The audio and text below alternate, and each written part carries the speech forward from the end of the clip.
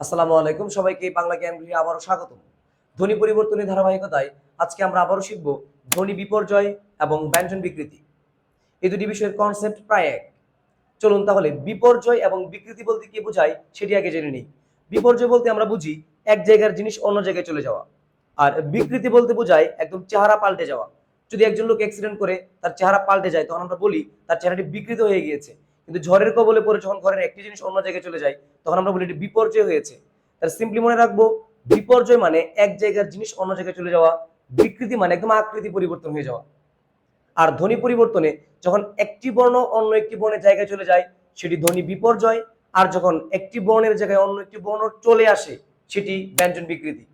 যেমন বাক্স থেকে বাস্ক, বাক্স ক স, কিন্তু বাস্ক ক এর জায়গায় স, স এর জায়গায় ক, বাক্স থেকে বাস্ক, এটি ধ্বনি বিপর্যয়। কিন্তু যদি বলি কবাট থেকে কপাট, কবাট ব, কিন্তু যখন বলতেছি কপাট তখন প হয়ে যাচ্ছে, সুতরাং এটি ব্যঞ্জন বিকৃতি। একইভাবে রিক্সা থেকে রিস্কা, রিক্সা ক স, রিস্কা স ক, মানে ক এর জায়গায় স, স এর জায়গায় ক, ধ্বনি বিপর্যয়।